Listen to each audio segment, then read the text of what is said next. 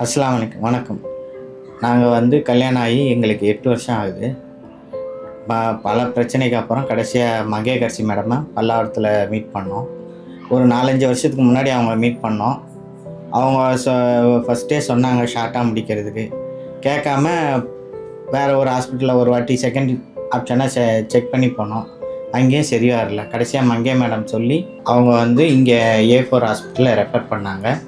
இங்கே வந்து அபர்ணா மேடமை பார்த்து அதுக்கப்புறம் அபர்ணா மேம் சொன்ன ஒவ்வொரு ஐடியா ட்ரீட்மெண்ட்டு அந்த இதில் நாங்கள் ஃபாலோ பண்ணி எங்களுக்கு ஃபஸ்ட்டு இதிலே சக்ஸஸ் ஆகிடுச்சு. இப்போ எங்களுக்கு ஆண் குழந்தை இருக்குது, 10 மாதம் ஆகும். அவங்க மங்கையர்கரசி மேடம் ஃபஸ்ட்டு ரிப்போர்ட்லேயே ஒரு 2-3 இது எடுக்க சொன்னாங்க, ஸ்கேனு. அந்த ஸ்கேன்லேயே இதுதான் வலி அப்படின்ற மாதிரி சொல்லிட்டாங்க. அப்போ இது பண்ணியிருந்தேன்னா எங்களுக்கு வந்து இன்னும் வந்து ஈஸியாக இருக்கும். வேறு இடத்துல போனதுனால அவங்க வந்து என்ன சொன்னாங்கன்னா முடியும்னாங்க. அதே மாதிரி அவங்க சொன்ன மாதிரி கருவும் நின்றுது, ஆனால் டியூப்பில் நின்றுது.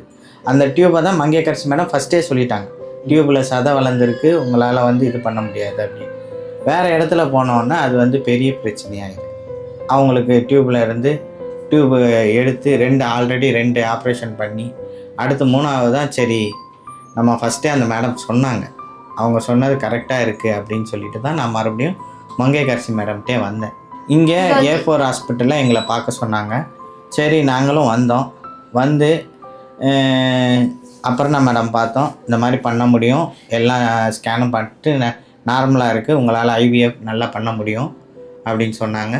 சரி அப்படின்னு சொல்லிவிட்டு என் ஃப்ரெண்ட்ஸு 2-3 ஃப்ரெண்ட்ஸு இது மாதிரி ஒருத்தனுக்கு ஆகிருந்தது.